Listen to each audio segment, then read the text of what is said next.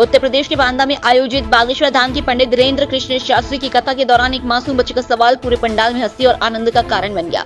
कथा के मन से बच्चे ने भोलेपन से पूछा कि क्या आपके पास हनुमान जी रहते हैं। पंडित शास्त्री के हाँ कहते ही बच्चे ने तुरंत उनसे मिलने की इच्छा जता दी और कहा कि उन्हें बुलाकर लाइए। इस अप्रत्याशित और बेबाक सवाल पर श्रद्धालु ठाकुर से गूंज उठे।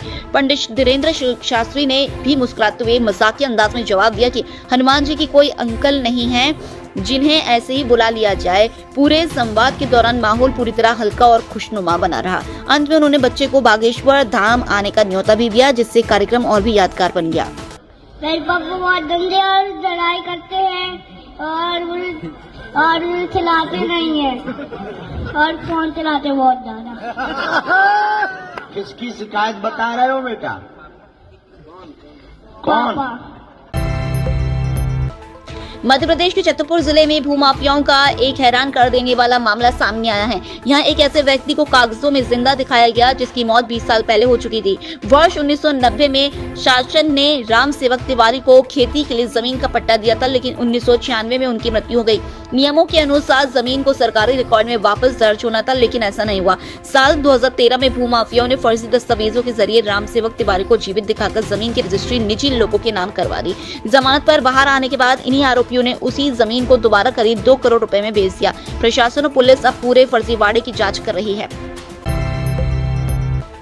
छिंदवाड़ा जिले के जन्नादेव में हुए चर्चित मिठाई कांड में खाद्य विभाग की पहली जांच रिपोर्ट ने चौंकाने वाला खुलासा किया है। रिपोर्ट के मुताबिक लावारिस हालात में मिली मिठाई में भारी मात्रा में आर्सेनिक यानी चूहे मारने की दवा पाई गई। इस जहरीली मिठाई को खाने के बाद 1 सप्ताह के भीतर 3 लोगों की मौत हो गई थी। रिपोर्ट के बाद यह साफ हो गया है कि यह कोई सामान्य मिलावट का मामला नहीं, बल्कि मिठाई को जानबूझकर जहरीला बनाया गया था।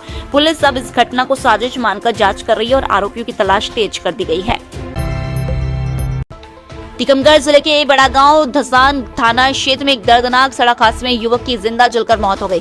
सोमवार शाम करीब 7:30 बजे बुलेरो और मोटरसाइकिल की आमने सामने से टक्कर हो गई, जिसके बाद दोनों वाहनों में आग लग गई। बाइक सवार की पहचान 26 वर्षीय रामदीन अहिरवार के रूप में हुई है, जो राशनखेड़ा गांव का निवासी था। वह टीकमगढ़ ट्रैक्टर की किश्त जमा करने गया था और लौटते समय हादसे का शिकार हो गया। हादसे के बाद बुलेरो सवार मौके से फरार हो गए। पुलिस उनकी तलाश में जुटी हुई है। मध्य प्रदेश के इंदौर और आसपास के इलाकों में हुए 2 अलग-अलग सड़क हादसों ने वाहन सुरक्षा प्रणाली खासकर एयरबैग की उपयोगिता पर सवाल खड़े कर दिए। दोनों ही मामलों में गाड़ियां तेज रफ्तार में थी और टक्कर के समय एयरबैग भी खुले, लेकिन इसके बावजूद अंदर बैठे लोगों की मौके पर ही मौत हो गई। विशेषज्ञों का कहना है कि केवल एयरबैग या सीमित सेफ्टी फीचर ही जान बचाने के लिए पर्याप्त नहीं होते। तेज रफ्तार वाहन की बनावट, टक्कर का कोण और सड़क की स्थिति भी हादसे की गंभीरता तय करती है। इन घटनाओं के बाद लोगों में डर और चिंता बढ़ गई है।